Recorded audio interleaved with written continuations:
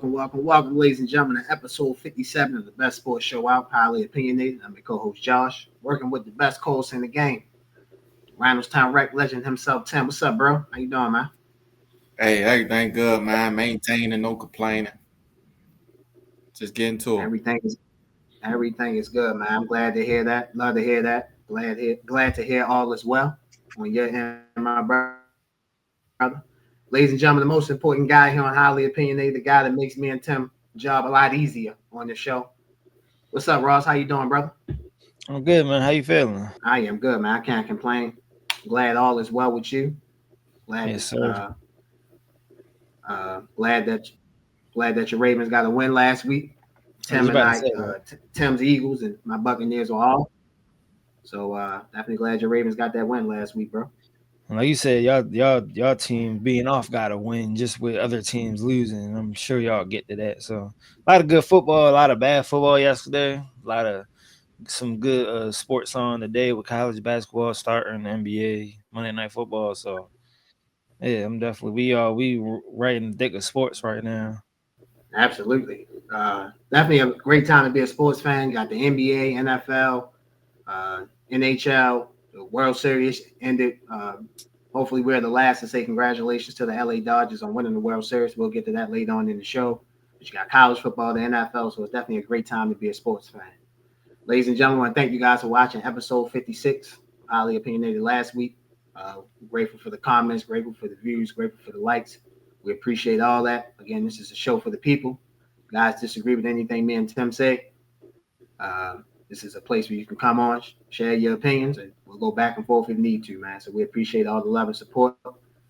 Before you give our socials out, I wanted to give a shout out to our guest we had on last week, Lee Ice, the premiere of the highly anticipated debut of the Unapologetic Sports Show will be live this Tuesday. You can find that on the Sideline Junkie Podcast Network. So shout out to Lee Ice, one of my favorite guys. Our uncle tell me I love him. So can't wait to watch his debut of Unapologetic Sports Show Tuesday night. So Yeah, that was a can't great wait. Be on the lookout conversation for last. that, you guys. That was a great conversation last week too. So definitely go ahead and check that out. Absolutely. Ross, can you let them know where they can follow us out on our social media? Yes, sir. Y'all can follow us on Instagram at highly opinionated __. Follow us on TikTok at highly opinionated _SS. Follow us on Twitter or X at highly _SS. And of course, y'all already on YouTube, so make sure you like, subscribe, leave a comment, and we'll be sure to comment back. Absolutely. Tim, you ready to get a jam-packed episode 57 started, my brother? Yes, sir. Let's get it. Let's get it. Let's start off, as we always do, with college football week 10 recap of college football. Let's start off with Vanderbilt in Texas. Texas defeated Vanderbilt 34-31. Diego Pavia was 27-38, 365 yards, 3 touchdowns, 0 interceptions. He also ran for 43 yards and a touchdown. Eli Stowers, 7 catches, 146 yards, 2 touchdowns. Texas was led by Arch Manning. He did play. He declared concussion protocol, so he was playing. 25-33, 328 yards, 3 touchdowns. Wisner, the running back, 18 carries, 75 yards, and a touchdown.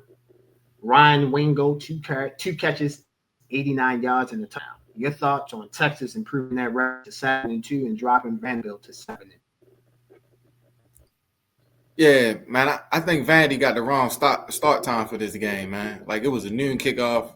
They ain't start playing until 2 p.m. So, you know what I'm saying? When you start that late in the game, you know what I'm saying? You're going to be behind the 8 ball. Like the first play, they throw a screen. I thought something was wrong with my TV. They throw a screen pass, a missed tackle, 6 points.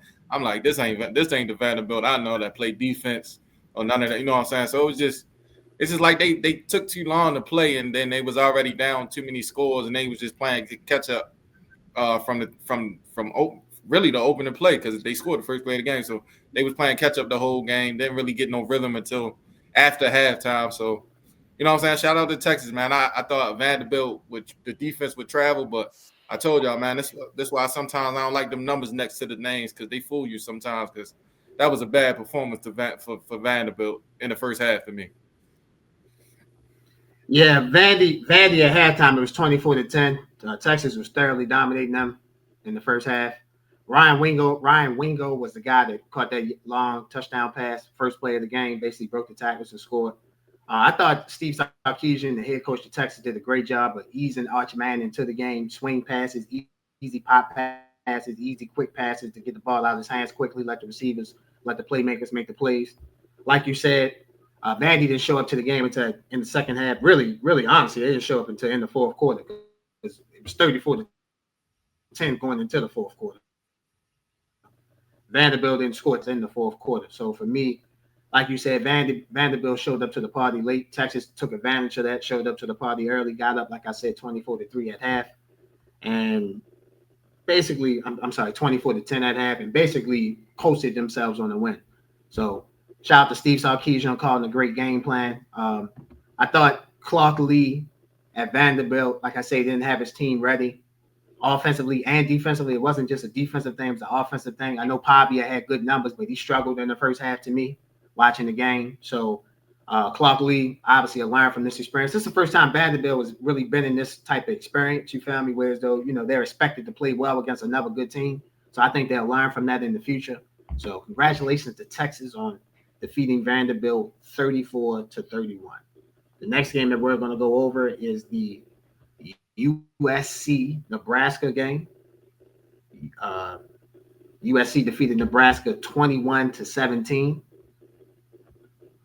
USC was led by quarterback Jade Mayava, 9 of 23, 135 yards, 0 touchdowns, 1 interception. King Miller, 18 carries, 129 yards, 1 touchdown. USC's lead receiver, Jaden Richardson, 1 catch, 43 yards. Nebraska was led by quarterback Dylan Raiola, 10 of 15, 91 yards, a touchdown. Dylan Raiola got hurt. He's actually out for the season with an injury. TJ Latif, 5 of 7 yards. Emmerich Johnson, 29 carries, 165 yards, and a touchdown. Nazir Hunter, 5 catches, 30 yards for Nebraska. I'll start us off in the recap for this one. I thought do I think if Dylan Raiola didn't get hurt, do I think Nebraska would have beat USC? Yes. But I don't want to take away from USC. I thought they played well. I thought they established the run. From there in, Miller had, like I said earlier, 129 yards. So they established the offensive line dominance against Nebraska. And I felt like, again, with Matt Rule, he signed the extension to stay at Nebraska. I just, for whatever reason, I just can't trust him in games like this. Quasi big games to big games, because I kind of understand what he is as a coach. So we both picked USC to win, so I'm not surprised that they won. Shout out to USC on going to Lincoln, getting a big road win, in Lincoln, Nebraska. USC is now 6-2. They dropped Nebraska to 6-3. Yeah, USC, man, it was an impressive win to me because of how they won the game, right? Mavia struggled, but they got the run game. You know what I'm saying? It was like a different way for them to win, because normally they throw it all over the yard. You know what I'm saying? So I like to see how they was resilient this week, because they was down. You know what I'm saying? They was down in the game, fought back. Like, you know what I'm saying? It was one of them gritty games we ain't really used to seeing from a USC former Pac-12 team. So I was impressed, even though Raiola got knocked out. I was still impressed because they battled back. They had some adversity. They didn't really, you know what I'm saying? This wasn't their style of game. Like, Mavia looked bad majority of the game. So, like, for them to pull it out, man, was an impressive win for USC.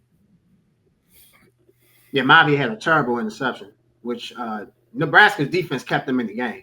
But again, USC's running game allowed them dominating at the line of scrimmage. So I definitely get your point. Allowed USC to find a way to get out of Lincoln with a win. Congratulations, USC, winning 21-17. Last game we're going to recap is Utah and Cincinnati. And Tim, I'm going to use your old expression. Utah put belt their ass to Cincinnati. Utah defeated Cincinnati 45-17. Cincinnati was led by Brendan Sorsby, 11 of 33, 221 yards, 1 touchdown, 1 interception. Walker, the leading running back, 7 carries, 67 yards. Allen, 2 catches. Cyrus Allen, 2 catches, 133 yards, 1 touchdown. Utah was led by Devin Dampier. He returned 16 of 31, 213 yards, 2 touchdowns, 1 interception. He had 78 yards on the ground. Parker added 104 yards on 17 carries and a touchdown. And Utah's leading receiver, Ryan Davis, 8 catches, 132 yards, and 1 touchdown. Your thoughts on Utah improving their record to 7-2 and dropping Cincinnati to 7-2 in the Big 12? So I told you I was going to try to stay up for this game. I'm glad I didn't stay up for this game. It was this was crazy. Like I just don't understand. I keep telling you, them numbers by your name don't mean nothing. I'm trying to tell y'all, them numbers don't mean nothing. There's nowhere in the world a 25 ranked team should come to another 17 ranked and get dismantled like this. Like it wasn't competitive. It was close for like 5 minutes, if that. Like this game was bad. Like I don't understand. I just don't understand Cincinnati. I really don't understand, man. Y'all act like I'm the angry old head because I don't be liking these games because they be trash, man. Like how's this not a good game, bro? Like both teams physical. Like how do you lose 45-14? Like it just blows my mind sometimes watching these games. Like what was the game plan? I don't know, man. But shout out Utah, man, dominating, win at home, man. Shout them out. The Big 12 is congested. You got BYU, conference. Tech is 5-1, Cincinnati 1-2, Utah's 4-2, Arizona's 4-2, and TCU is 3-2. So Big 12, as we thought going into the season, would definitely be congested, and it's definitely congested at the top. Your thoughts? I always laugh at you when you say numbers about you. This is an example of sometimes where it is true because I thought Utah was vastly underrated going into the game. Utah was 24 going into the game, and Cincinnati was 17. I thought Utah would be more desperate, and they showed that. I actually stayed up and watched this game, and the daylight saving time hit like right after, so it was definitely kind of weird in a way because you lost an hour. Time went back an hour. But Utah dominated in the lines of scrimmages, offensive line and defensive line. They dominated. That's why they basically had 2 running backs combined go for 200 yards. They rushed for 267 yards as a team. So when you do that, you're going to dominate the line of scrimmage. Now, Cincinnati rushed for 206. So it wasn't like Cincinnati couldn't move the ball as well. But I just thought Utah was impactful at the line of scrimmage. They knew what they wanted to do, and they were moving Cincinnati. They were moving Cincinnati more than what Cincinnati was moving Utah. So congratulations to Utah on getting a big home win and keeps them in the race to make the Big 12 championship. Like I said before, the Big 12 is wide open, and this win definitely this win by Utah definitely made it even more wide open.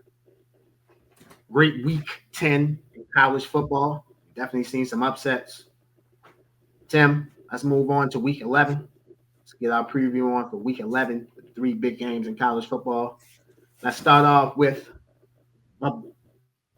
arguably the biggest game in the Big 12 in years. Number 8 BYU travels to number 9 Texas Tech. This game is Saturday at 12 o'clock on ESPN. This is getting Chris Fowler, Kurt Herbstreit, Holly Rowe on the call. College Game Day will be live from Texas Tech, 9 a.m. on ESPN. Tim, who wins, BYU or Texas Tech? I'm gonna put a disclaimer out now, man. If this game is bad, bro, I don't know football at all. Like if this game's not good, like somebody get blown out in this game, I just don't know what I'm talking about. Y'all don't listen to nothing I say after this. If this game is bad, right? But honestly, BYU, that's my favorite team to watch in college football right now, just the physicality. And then the week before last, they actually spread the ball out and threw the ball around the yard, which I didn't think they really could do, but they showed something to me. And then Texas Tech, they got the highest paid roster. So we going roster versus blue collar guys. Give me the blue collar, man. I'm going BYU with the upset. I haven't really liked what I've seen from Texas Tech to start games lately. And I think if they start like that again, BYU would definitely give them what they're asking for. So give me BYU. Texas Tech is favored by 10.5. The over-under is 52.5. I don't think neither team will win this game by 10.5. I definitely think this would be a good game. BYU is led by Brock Meyer, the quarterback. Texas Tech is led by Brendan Morton, the quarterback. Both teams want to play physical defense, want to get up in you. Both teams have potential to score points. That's why the over-under is at 52.5. So you definitely can see a high-scoring game, or you can see a defensive game, depending on, obviously what moves and what what teams show up Saturday at 12 o'clock. You like BYU? I am going to take the more desperate team. The more desperate team would be the team that has the money. I'm going to take Texas Tech to beat BYU at home. I think, like you said, money is the best. Texas Tech is the best money you can spend on the roster. I think they will prove that Saturday, 12 o'clock on ABC. Give me the Texas Tech Red Raiders to beat BYU. The next game that we're going to preview is the number 6 Oregon Ducks travel to Iowa to take on the Iowa Hawkeyes. This game is Saturday at 3:30 on CBS. Oregon comes into the game 7-1. Iowa comes into the game 6-2. Oregon is favored by 5.5. The over/under is 41.5. I am. I'll start us off. I am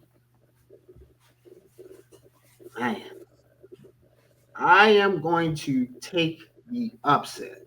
I am going to take Iowa to beat Oregon.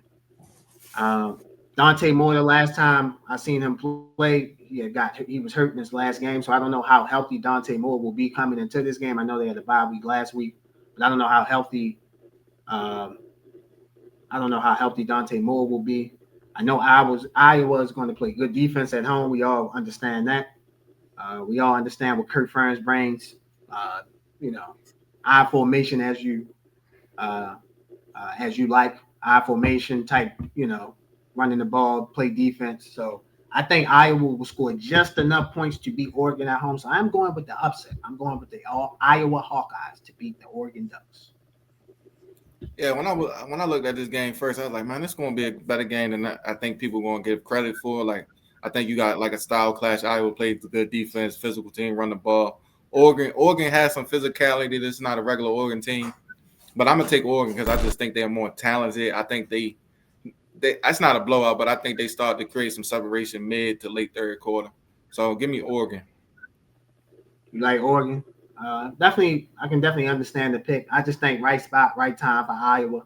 Don't know the status of Dante Moore, and I know Dante Moore will get hit in this game by that Iowa defense. We know Iowa always, has good defenders. So give me Iowa to beat Oregon, and you like Oregon to beat Iowa. Should be a good game Saturday, 3:30 on CBS. The last game that we're going to preview is the number 3 Texas A&M Aggies travel to number 19 to take on Missouri. This game is another 3:30 game. This game is 3:30 on ABC. Texas Tech is favored by 4.5. The over/under is 47.5. Tim, who walks out of Missouri with the win? Texas A&M or Missouri? Man, Texas A&M, Marcel Reed, man, I think this is one of those Heisman moment games, especially throwing the football because he throw a lot of interceptions when I watch him. So I think he has a clean game versus Missouri. Missouri don't really have a vertical passing game per se, and Texas A&M definitely plays defense. So give me Texas A&M. I think they get the win on the road.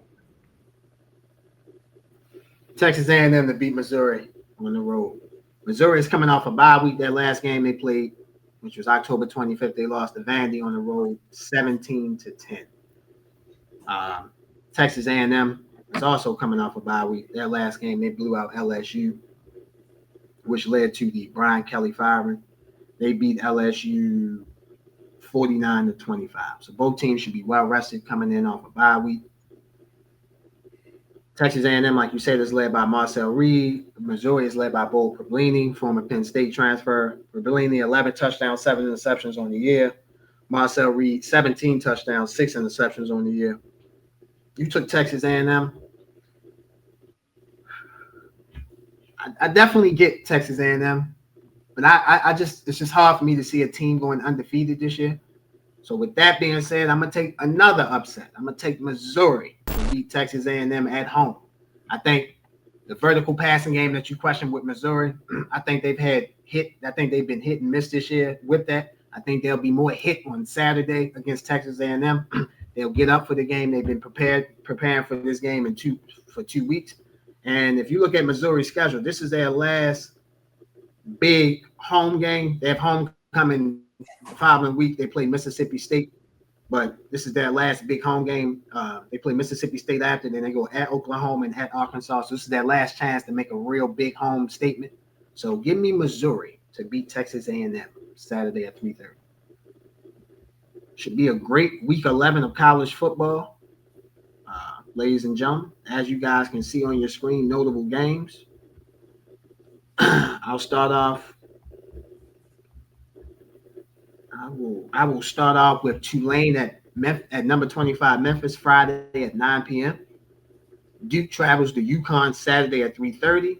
Wake Forest travels to number 15 Virginia Saturday at 7 o'clock. Tim, out of those three games, which game catches your attention? Memphis and Tulane, because I think that's one of that's still going to be the not the determining factor, but that's one of ain't they out of the Power Four? Yeah, both teams out of the Power Four. Yeah. So yeah, I think that's going to play a big factor in who makes it out of the Power Four, in my opinion. Tulane comes into the game 6-2. Memphis is 8-1. Memphis is favored by 6.5. So that definitely should be a good game. I'm gonna look at Wake Forest at number 12 Virginia. Last week I got the upset of Georgia Tech losing to NC State. NC State beat Georgia Tech. I got that one right. I think Wake Forest can stay in this game against Virginia. Like I said, man, it's just hard for me to see these teams going undefeated, not only with their record, but just in conference. Because you can have some slip ups. Look at your SMU team; they beat Miami last week. You found me, so you can have a slip up. You're gonna have slip ups in conference, especially going on the road and even playing at home. So I'm not calling the upset with Wake, but would I be shocked if Wake Forest beat them? I would not be. So I'm looking at that Wake Forest and Virginia game. Nah, I'm laughing because Wake got dogged by FSU last week, and I was shocked as an FSU fan. I was shocked. So, yeah, I'd be shocked if they upset Virginia. That'd be crazy to me because what I just watched last week wasn't too impressive. I got you. Well, ladies and gentlemen, it should be a great week 11 of college football. Make sure you guys tune in and watch these games. College football never disappoints, Tim. It never disappoints.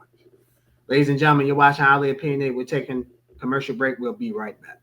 Ladies and gentlemen, this episode of Highly Opinionated is brought to you by Edibly Airy. Enjoy the heightened experience of THC edibles in a whole new way.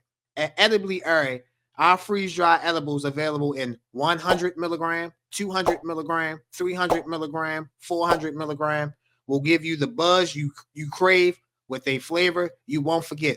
Available in 3 different flavors: watermelon sunset, tropical fruit, and berry. To place orders, please visit the website at ediblyairy.com. While you're there at ediblyairy.com, use a promotion code. You guys see the promotion code on the screen. $ Highly Airy, $. Again, $ Highly Airy, $ for 20% off your first purchase.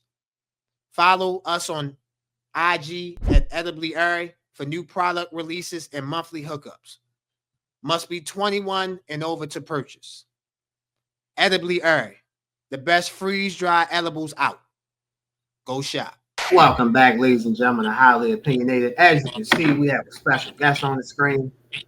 Yes, sir. A friend of the show. We are a friend of his, a fan of his. Ladies and gentlemen, let's welcome Taz to Highly Opinionated. What's up, Taz? How you doing, my brother? What up, man? How y'all feeling, man? Yes, sir.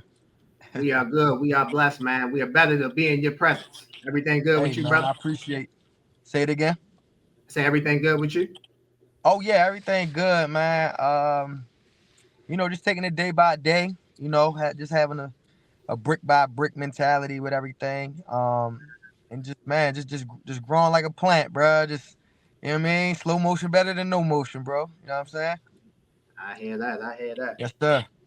If you learn something every day, man, that's a hell of a day. You feel me? Hey, man, if you don't, you in trouble. I think we all can agree with that message. Yes, sir. It's good to have you here, Taz.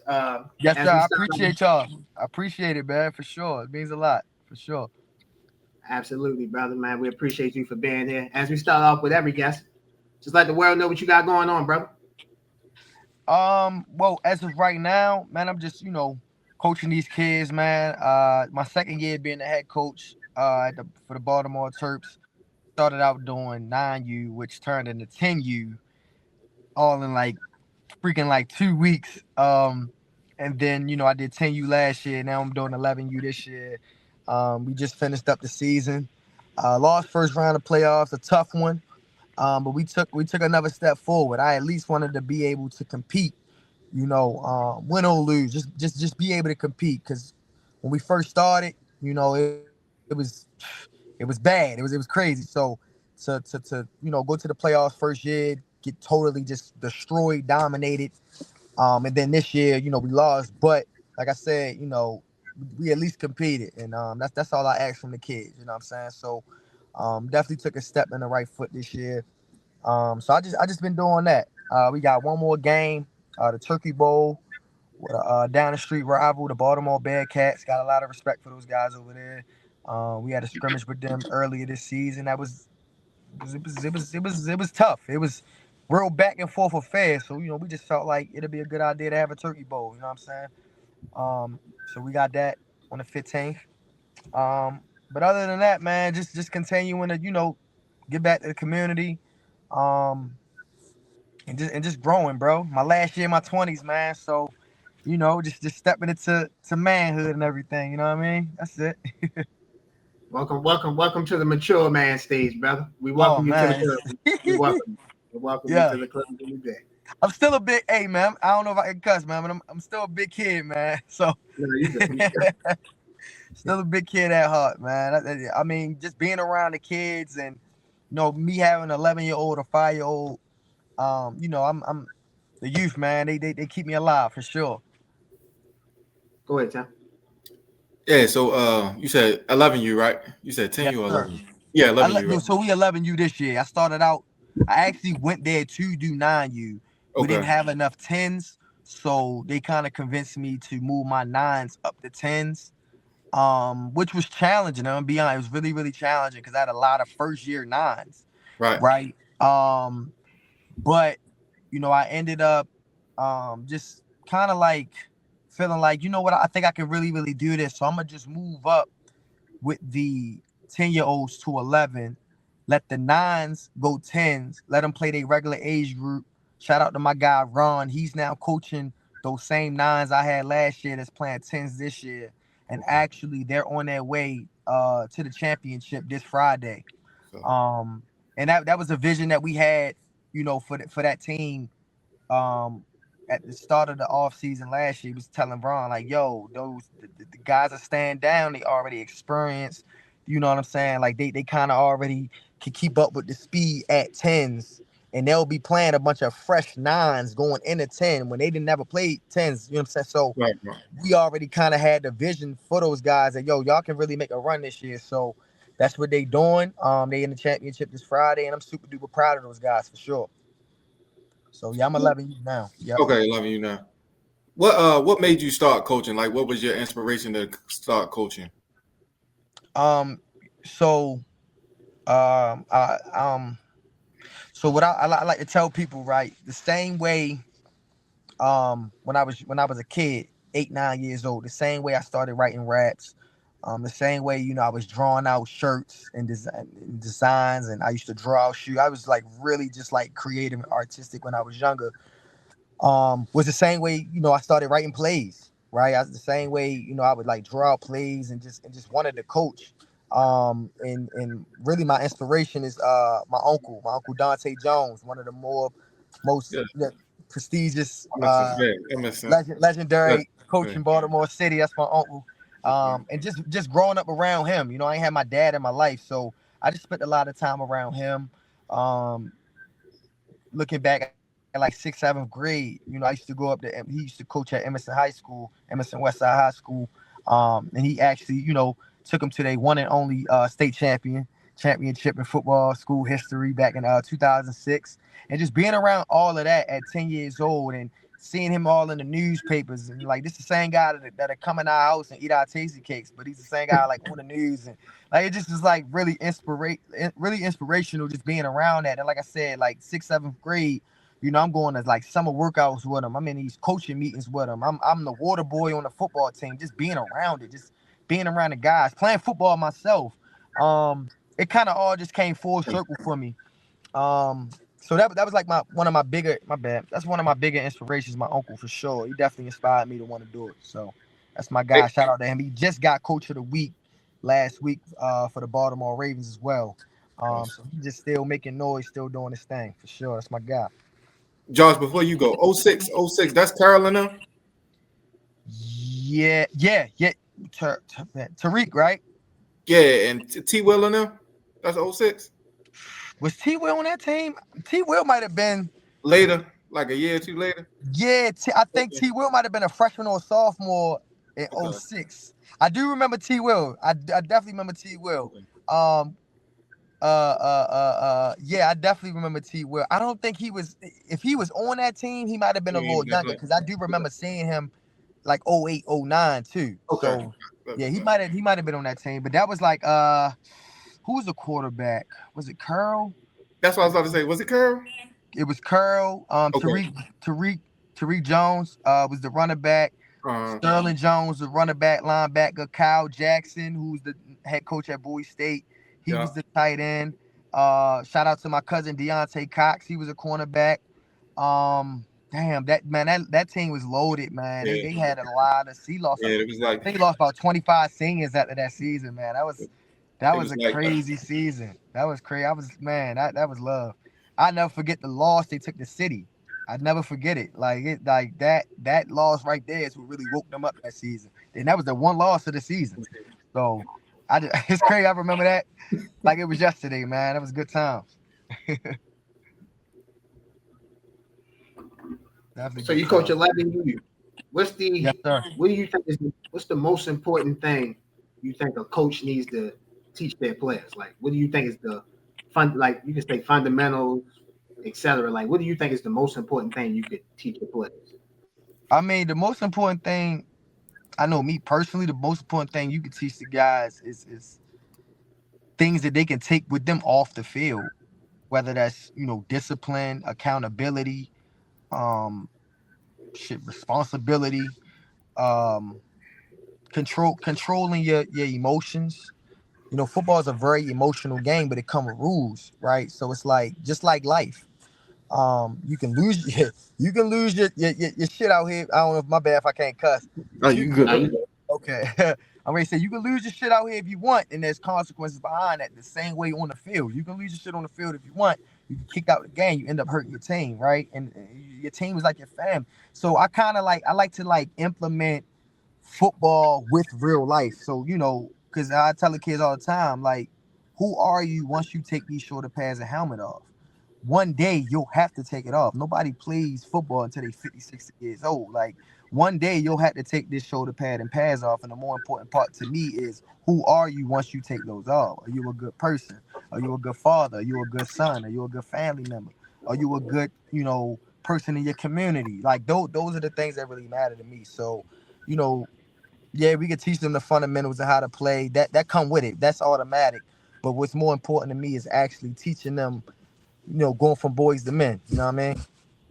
Got you. Definitely Yep. understandable. Definitely a good thing to have. It's not just about teaching them football X and O's. It's about teaching them I'm life telling you, skills man. and Yeah, the life yeah. skills that you guys, because you guys are around the kids more, a lot. You feel me? I wouldn't say Yes, more sir. than Yes, sometimes, sir. but you definitely are, Absolutely. And as coaches, you feel me? You uh-huh. guys are around the kids a lot, so you definitely can teach them more than just You X, got X yeah, and O's. Teach them life yeah, skills. yeah. So that's definitely a great thing. Absolutely. Tim, my next Absolutely. question before I give it to you. So you've been coaching 2 years with the Baltimore Terps. What are some of the things? How have you grown from your first year to your second year coaching? Um, just paying more attention to detail. Um, not letting nothing slide. Not letting nothing go under the rug. Everything will be talked about, comfortable or uncomfortable. Um, Using my staff more, right? Before I officially started like really cool, because I was helping my brother and them out, my brother and his homies out. We was all coaching at Pikesville, and then they ended up taking their team to Owens Mills. So I was, coaching with them for like 2 years, just being around those guys. And even before that, I always made music.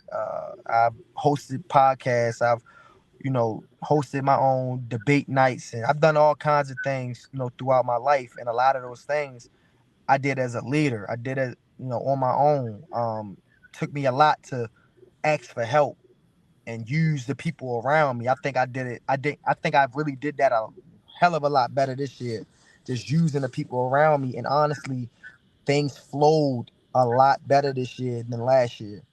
So yeah, just using my staff, put my pride to the side, and using the people around me, because they there to help and they want to help. They wouldn't be there if they didn't want to help. You know what I'm saying? So that was another thing. What I say? Pay attention to detail. Using my staff. Um, ask more questions. Just because I'm the head coach, doesn't mean I know everything, right? Like, ask questions, do your research.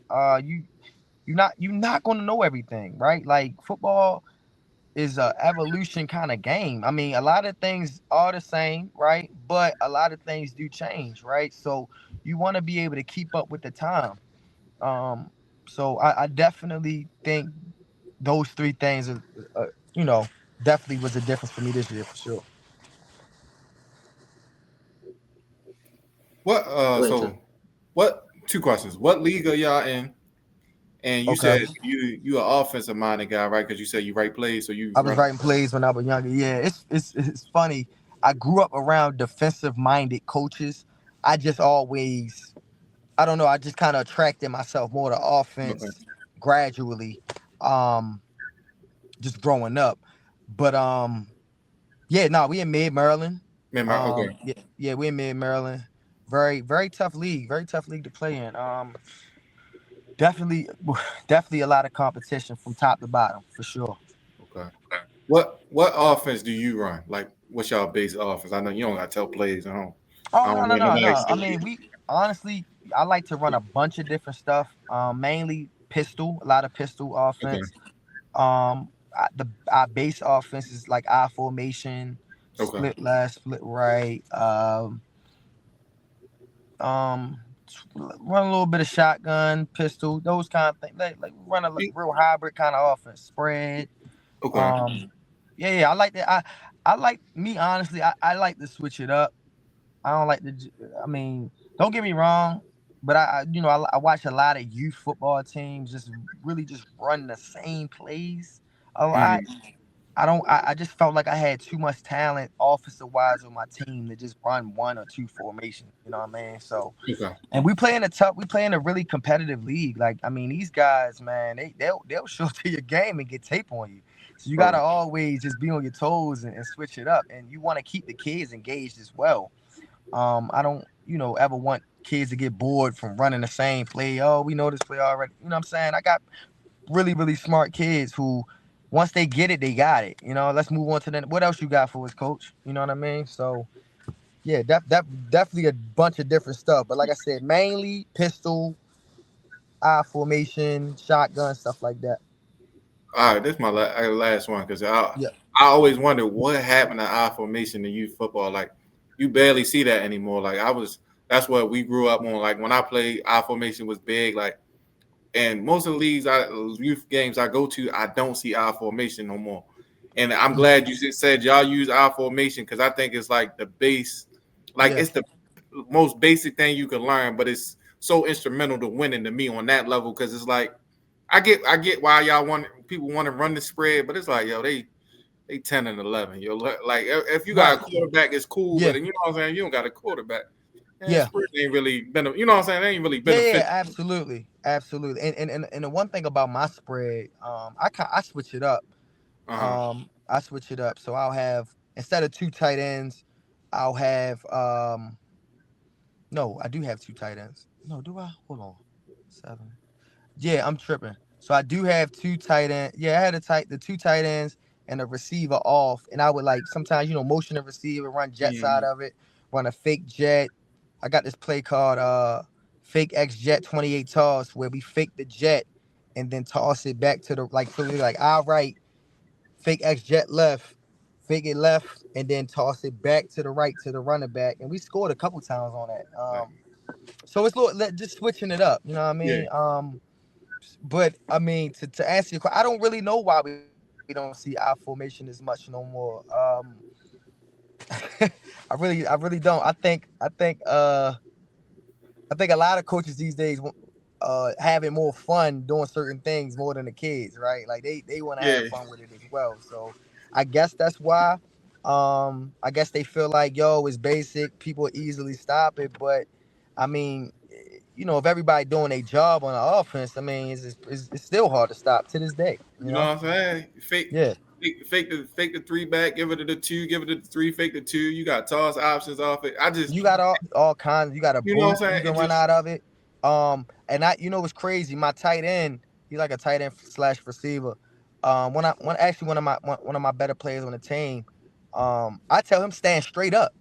I don't even tell him get on the 3-point. I tell him stand straight up to keep the defense honest, because they're going to think, all right, since he's standing in a receiver's stance at tight end, he may be passing the ball. They may be passing the ball. So it's little things that just keep the defense on their toes, keep them guessing, kind of thing. I got this play called switcheroo, where the quarterback he'll fake the fullback left and give it to the running back right up the middle, right? So like you saying, like fake the, you know what I'm saying? So we got that kind of stuff in there as well. We got tight end flies. I mean, it's all kind. It's just so much you can do out of that. That's why I continue to run it. Okay. Yep, for sure. Offensive mind, to say the least. God damn. Nah, I mean, you got Ben Johnson over here, Tim. Nah, for sure. And you know what? Honestly, though, like just already being a creative person, it helps me out, far as writing plays and stuff like that. Like I could watch a college football game, look at a formation, be like, I like that formation. I think I have the personnel to run that. And I'll take the formation, but just create my own and put my own twist on it. You know what I mean? It's almost like back in rap where like you'll hear like a popular song, you like the beat. You'll take the beat and just kind of like do your own thing too. So it's all me just being creative. You know what I mean? I love it for sure. Nah, definitely. Absolutely. So you again coach for the Baltimore Terps. What's the age group? What's the age range from the Baltimore Terps? Youngest to the oldest? We go from 5U all the way to 13U. Yep, 5U. It's flag. Actually, my youngest son played flag this year. It was a lot of fun. And it's a lot of fun just like watching him gradually like football. It definitely was a present this year for sure, seeing that. But yeah, 5U to 13U for sure. 5U to 13U. And obviously, I know football season is winding down, but if you in the future, how will people sign up or register for Baltimore Terps if they wanted their son to play? Yeah, it's funny. A chick just asked me this earlier. I think the registrations are gonna open back up for the fall next June. There's a high chance we may be doing a spring season next year. I don't actually know what teams are taking part in it. But yeah. So fall will be in June, and then for the spring season, maybe like February, March, around that time. Gotcha. Yep. Go ahead, Tim. Yep. Nah, I was, it's crazy. It ain't really a question, right? So I was thinking, right? Because I like how they got the age groups now, like 8 under, 9 under. Like when we played, it was 8-10, bro. So you had a 10-year-old smacking an 8-year-old. Smacking an 8-year-old. 9-11. 9-11. Like I'm just sitting here thinking, like, we really built different, bro. Because like, what I'm saying? Sure. We playing, and what like the crazy thing is, I was on the team. One of my teams, they was all older but lightest, right? Yeah. So I was 8. I moved up. I was playing 8, and all of them they was 11. Boy, that's how I got good at football. They was legging me up, bro. Yeah. I thinking about it, like, but I'm glad we went through that because it made us who we are. But I'm glad like it's kind of more even now because thinking about it now, it's like that's crazy. You know what I'm saying? Like it's insane to think that because like if you see our 9U team compared to us, like it just wouldn't even be fair, right? Right. Like, it's insane. But honestly, from what I remember, I know the teams I played on. Like if you was 9 playing 9-11, like you was one of them ones. Yeah. You know what I mean? Yeah. Normally you was normally you was cold, but so my story was so this was crazy, right? So I played flag, right? So I played flag. I was 7. Then I jumped. I couldn't play 7'9" because you remember we had a weight limit, right? So I was over the weight, so I couldn't play 7'9". So I had to play 8'10". That's you my know first what? year. That was another thing. Right. That's how my brother was. So I jumped. I ain't never, boy. It was different. Yeah. But Yeah. I'm glad it's more even. Like I kind of like that. The old style worked for us, but I'm glad you know what I'm saying, they got a better situation for them. Yeah, absolutely. Yeah. I mean, I think it's better like this too. I definitely think it's better. It's just make the game a lot safer. And Exactly. even still, I know in Maryland, actually we just stopped doing it at 11U, but like 10U and under, you have to be a certain size in order to run the ball. Or like if you they have different weight limits for people who can run the ball. Okay. And if you can't, if you're too big to run the ball, you have to put like a red stick on. Yeah, the red stripe on your helmet and everything. Yeah. So yeah. But it definitely helped the sport out a lot for sure. And I think honestly, I really think Maryland is late on it. I heard like a lot of states been doing this even when we were younger. Yeah. So yep. Yeah, that's crazy. Yeah, we are 10 definitely built differently because I remember 9/11, 11/13, then it was unlimited. You feel me? Yeah. So yes, now unlimited you was like, yo, why y'all not playing high school? Like, right. This is big as hell. They were like, yeah, exactly. Exactly. Now you got the 8U, so it's all 8, 9U, all 9s, 10. So I definitely think, Tim, like you said, bro, perfectly said, it worked out for both generations. So absolutely. So definitely, I definitely agree with you on that. Yep. Ted, before we get you up out of here, we know you're a Ravens fan. The Ravens last week, Thursday night, they went down to Miami. They improved their record to 3-5. The Pittsburgh Steelers over the weekend, the Indianapolis Colts, so they're 5-3. Do you think the Ravens still have a chance on winning the AFC North and catching the Steelers, or do you think it's the Steelers division to lose? I feel like it's really, really hard to win in the NFL. And it's really, really easy to lose in the NFL. So it's like, it gets tricky because it's like Steelers, y'all can't lose. But then again, it's like the Ravens, y'all got to win. So for me, it's hard for me to really give you a real answer. I could only give you a bias. I could only give you a biased answer here. I'm going to say we going to figure it out. I'm going to definitely say we going to figure it out. I mean, the Steelers are a good team. Don't get me wrong.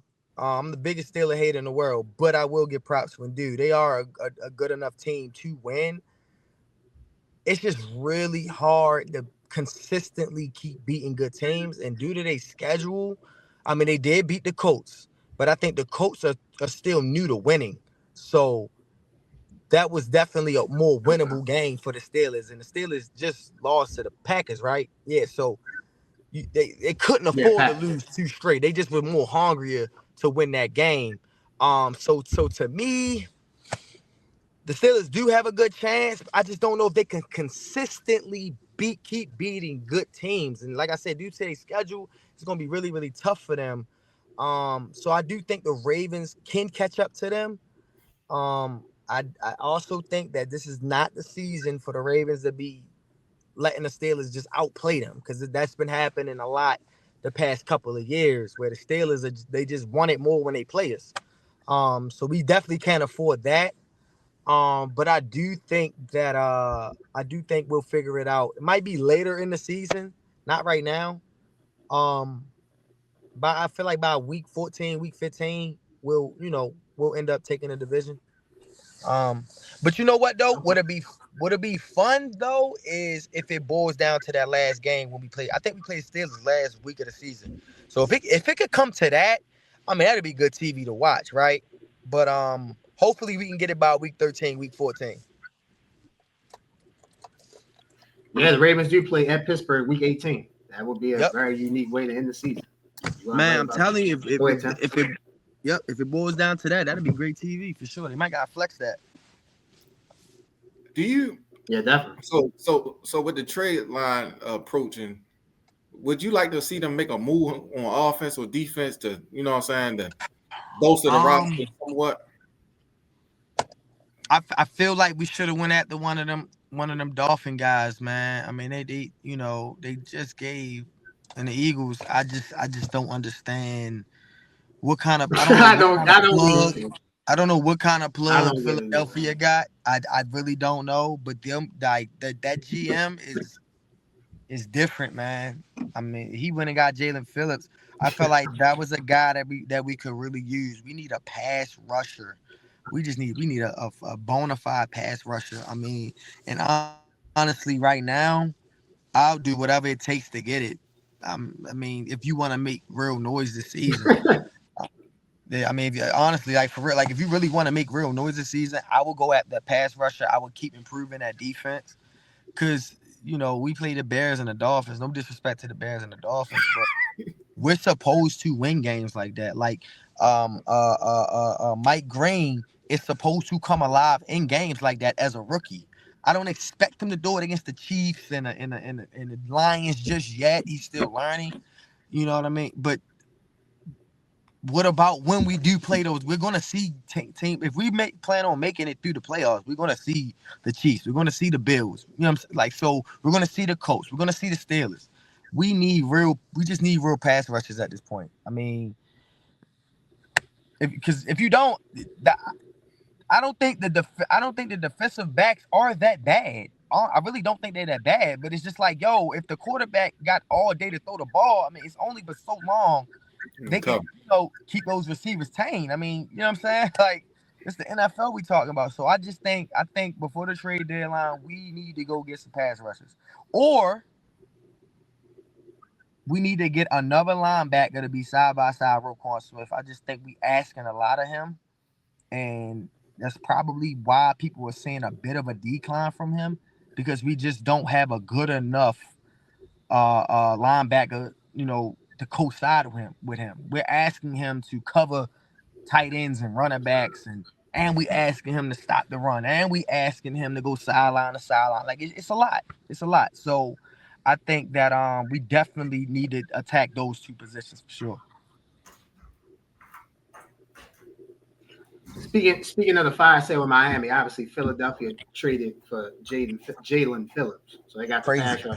rusher. If I'm the Ravens or another linebacker needy team, I'd be looking at Jordan Brooks in Miami, and I'd be looking at Terrell Dawson. They're two solid, serviceable linebackers that could come in, and I would necessarily What about say the fill a Chubbs role, but guy? they could come in Is and the play like Chubbs guy available?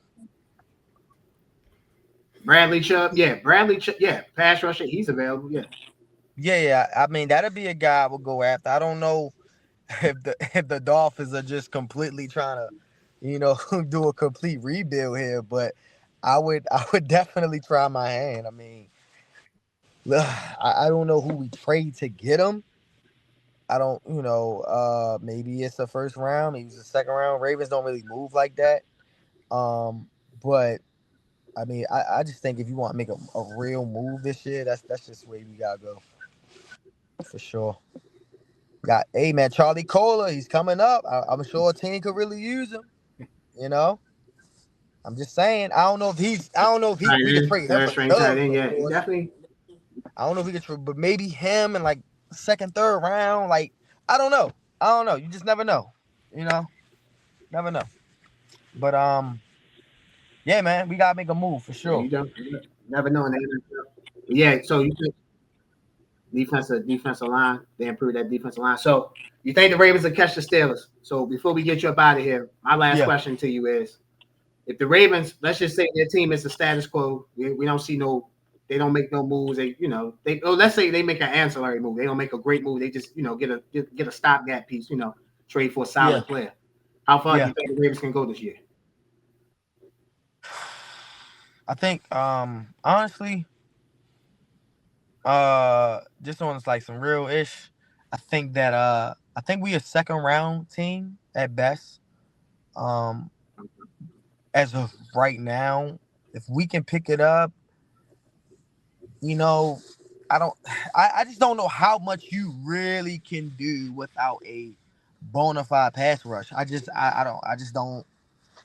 see how far you can get as a team. I mean, defense wins championships, man, and I mean, I do feel like as long as we got eight. we have a chance, but shit, they can't play defense, man.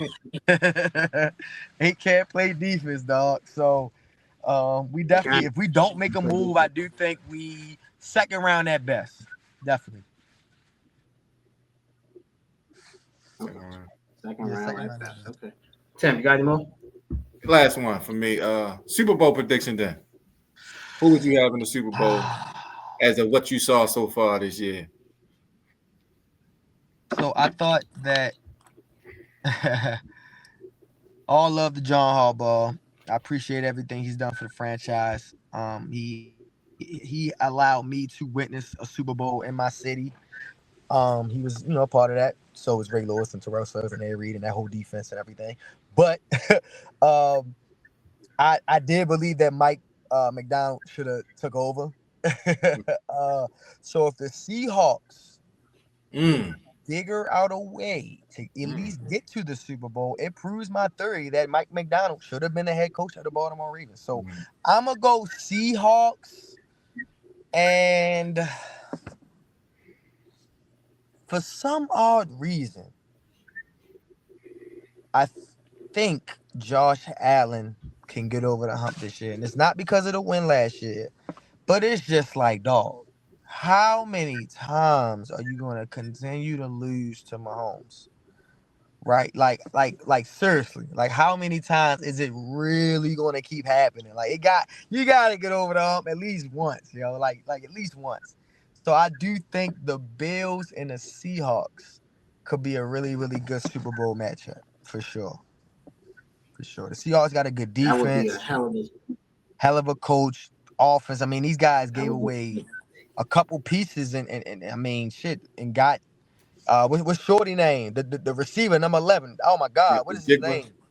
Oh my Jackson God, Smith. he's a dog, man, dog. So that offense is loaded. I like the offense. Sam Donald is proving that he can actually be a quality quarterback in this league. I think that he was battle tested a lot last year with that with the game against, what was that, Detroit they lost Yeah. for the division, Yeah. and For then in sure. the playoff, like I felt like he's never been in that predicament. I feel like now that he's been in that predicament, these guys can at least get to an NFC championship at the least.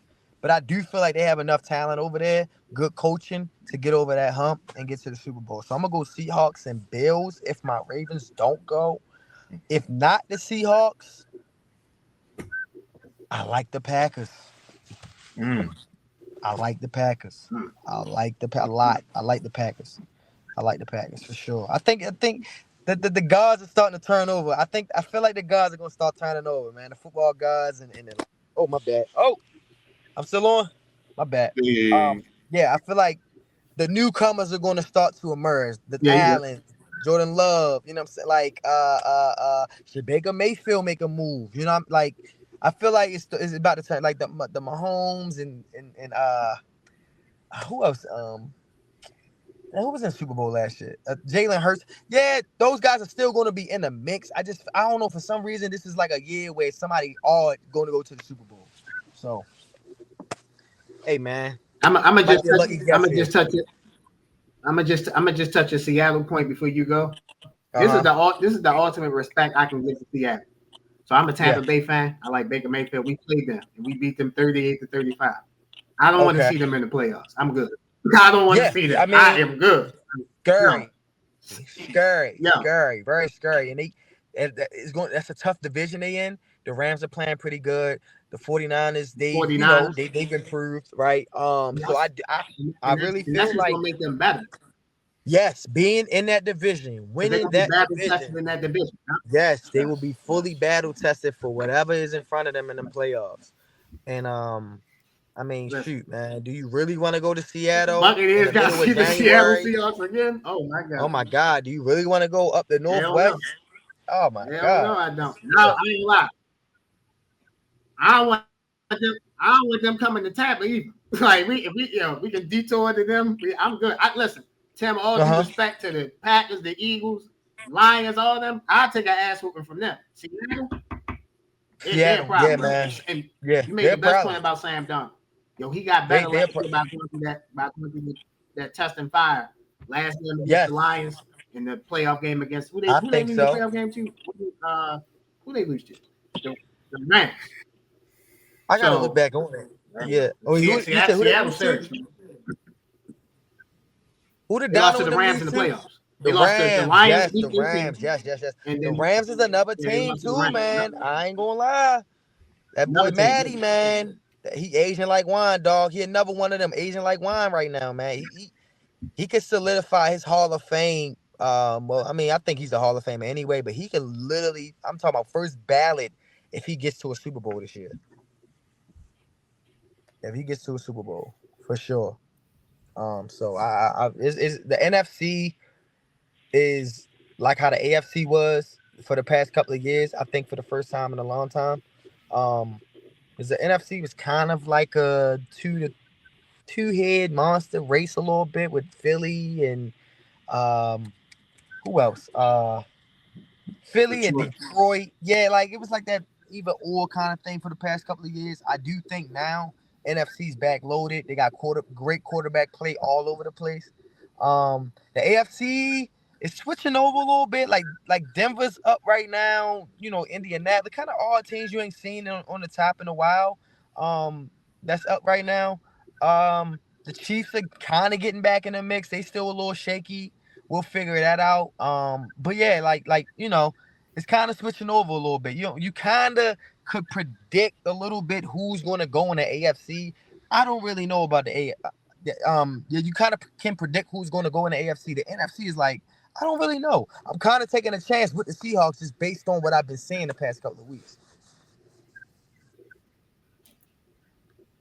Yeah, I ain't gonna lie, man. I told people before the season about Seattle. You know what I'm saying? So I was already on them before the season because I just knew what Donald would bring to the team.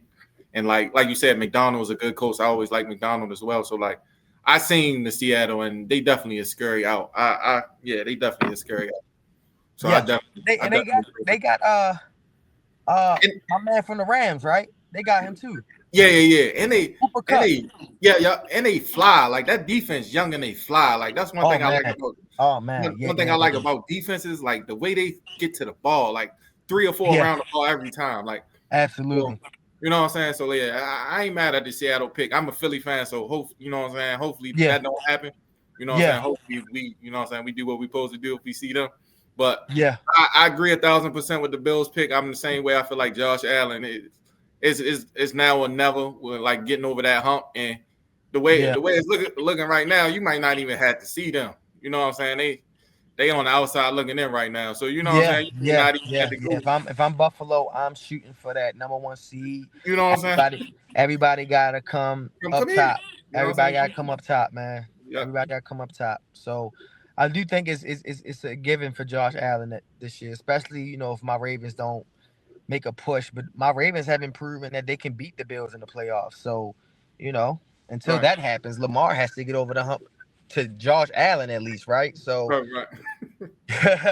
right. So and honestly, like Lamar's on that hot seat. Lamar's my guy. I got a lot of love for Lamar, but hey man, like it's been too many years where like we beating the hell out of top tier teams in the regular season and get to the playoffs and just become a shell of ourselves. So it's I think it's a now and never for the Ravens as well, for sure. You know, you paid Derrick Henry, you paid definitely. You paid Roquan, you paid Kyle, like you paid all these guys. We have a very talented team. It's time to definitely make that move for sure. Me personally though, just on some real ish, like outside of me being a Ravens fan, I think our best chance of going to the Super Bowl was that 2023 year. When they lost to the Chiefs at home. When they lost to the Chiefs in the playoffs. I agree. I told somebody, I said, yo, your window closed so quick in the NFL, yo. Y'all had them come to y'all crib, and that's the game. Y'all got 17 points. They only scored 17 points. So 17 points. You should be able to beat. You should be able to beat any team in the NFL. If they only score 17 points. You have to win that game. They held them to 17 points. You got to win that game. Gotcha. So we'll see, man. It's definitely gonna be a good season, man. Playoff game. You got to win. You have to. I mean, those things Absolutely, just don't come by. The Ravens have been in existence for 30 years, and that was our first home game of an AFC championship. Championship game. We've won 2 Super Bowls and never hosted an AFC championship down the bank. AFC champ. Those things don't just come every day, So definitely got to take advantage the next time we're in that position. Agree. Yep. Absolutely. Well, Taz, my brother, great to have you here on the show, bro. We look forward to having you sir. back, bro. We Hey, thank you man, for your presence, anytime, yo. man. You were the best, man. Shout out to what you got going on with the Baltimore Terps. I'm sorry. Shout out to What being up, a what good up, what coach, up? yo. Keep doing what you're doing, man. Keep affecting these young kids in a positive way, man. Absolutely, man. What else I say? Man, shout out to the Baltimore Terps, man. Shout out to Coach K for giving me the opportunity to coach the young guys. Definitely having a lot of fun doing it. Man, shout out to my team moms, man. Shout out to my coaching staff. They all came through for me super duper a lot this year, man. Definitely appreciate them. Appreciate all the kids. Definitely appreciate all the parents for just allowing me to coach y'all kids, man. Not grilling me if Lord Day somebody don't get the ball enough, man. They all, I ain't really getting to with the parents this year, so that was a blessing. Yeah, man. Just shout out to everybody over there, man. Shout out to our 7U, our 10U, and our 13U who was all in the Mid-Maryland Championship this week. Hopefully these guys bring it back home. Taz, you were a great guest, man. Sorry we lost connection at the end of that interview. Keep doing great things with the Baltimore Terps. Shout out to the 7U, 10U, and the 13U on their championship games this weekend. We'll be cheering you guys on. Ladies and gentlemen, you're watching Highly Opinionated. We will be right back. Ladies and gentlemen, this episode of Highly Opinionated is sponsored by Wolves of War. In some of the episodes, you can see my co-host and Ross wearing a brand called Wolves of War. Wolves of War is our first sponsor, ladies and gentlemen, and we are so thankful to have those guys sponsoring Highly Opinionated. Thank you very much. The actual meaning of Wolves of War is that it represents having a strong path behind you through the battles of life. With the right people behind you, you can get through anything. You guys see the link for Wolves of War? Make sure you guys click on the link. Shop, great apparels, t-shirts, sweatsuits, whatever you want, they have.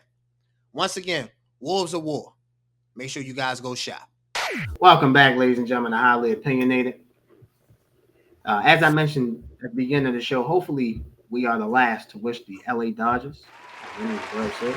Congratulations to the LA Dodgers. Winning back-to-back World Series, defeating the Toronto Blue Jays in Toronto, Game 7, 5-4. It was a great game. And ladies and gentlemen, if you didn't see the ending of the game, here it is. Bounces one up the middle, bats to the back, over to first to beat the champ. You gotta knock him out.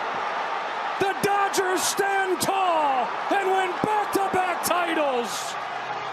The MVP of the World Series was Yoshi Yamamoto, pitcher for the Los Angeles Dodgers. Tim, your thoughts on the LA Dodgers going back-to-back, winning the World Series? Hey man, it was a great series. I thought it would go 6 or 7. You know what I'm saying? They lived up on the hype, man. Great back and forth series. Man, shout out. I know the Blue Jays lost, man. Shout out to y'all, man. I know the Dodgers, you know what I'm saying?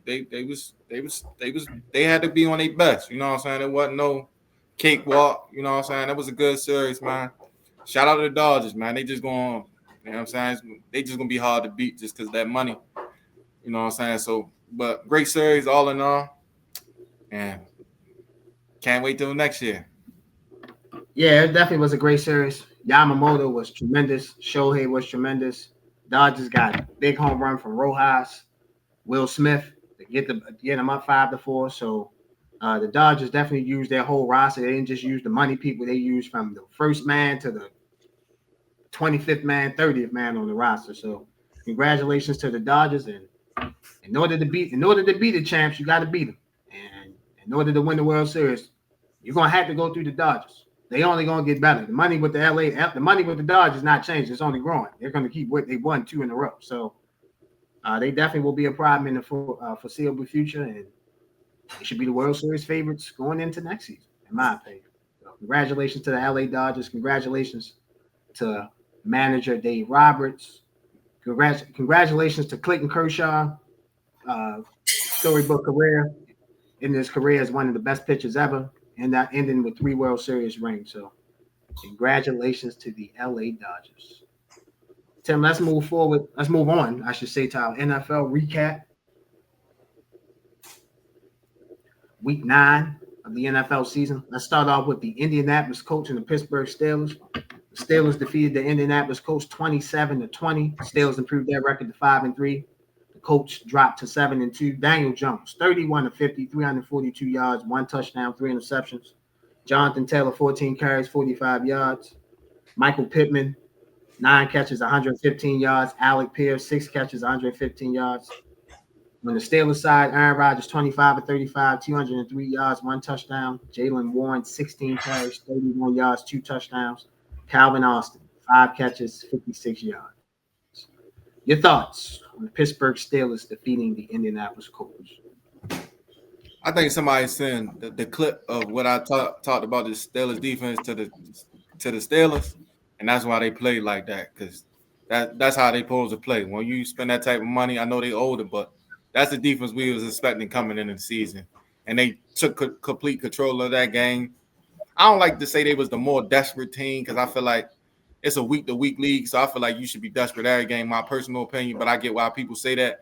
But I felt like the Ravens were starting to bring a little, you know what I'm saying, they won their last 2, so, you know what I'm saying, they say they don't be looking, but they know what's going on, so they needed to win to right their last 2 losses. So shout out to Steelers, man. I think with that formula, I still don't think offensively they gotta get DK the ball more, because I just don't understand it. But if that defense play like that, they can win the division. I don't know what they could do after that, because offensively I still don't like the offense, but I think they can win the defense division if they keep playing defense on that. I mean, you ain't gonna get 6 turnovers, but y'all know what I'm saying, like that level of intensity and things of that nature. Yeah, 6 turnovers, 3 interceptions. 1 interception by Peyton Wilson, Jack Sawyer, and Joey Porter Jr. I'll start off with the Colts. I see a lot of people taking their shots at Daniel Jones. This is the Daniel Jones from the Giants. He showed back. I don't think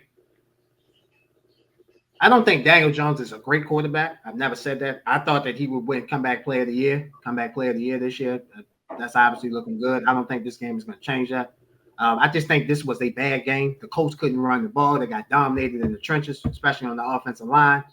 Jonathan Taylor, like I said, he only had 45 yards rushing. The Colts are not going to win that game if Jonathan Taylor only has 45 yards rushing. So I think it was a bad game. And Daniel Jones can't throw the ball 50 times for you to win the game. That means you got down, you got behind, and you had to throw the ball. For the Steelers side, I agree with you. I think you guys were seeing in these recaps. For me, I'm looking at the Steelers. They need to make a move before the deadline on Tuesday. They need to get some type of offensive player, whether it's a running back or another wide receiver, another type of playmaker you can get the ball to.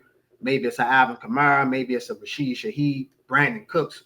To a lesser extent, you need somebody that you can take that, can free up DK Metcalf, because Calvin Austin, they really throw the ball inside the numbers. They don't really stretch the ball outside. So you can throw the ball to Freiermuth and Darnell Washington now, but in the playoffs, you're going to play good teams. They need another receiver or another running back playmaker to get the ball to. So congratulations on the Steelers. I completely misread this game.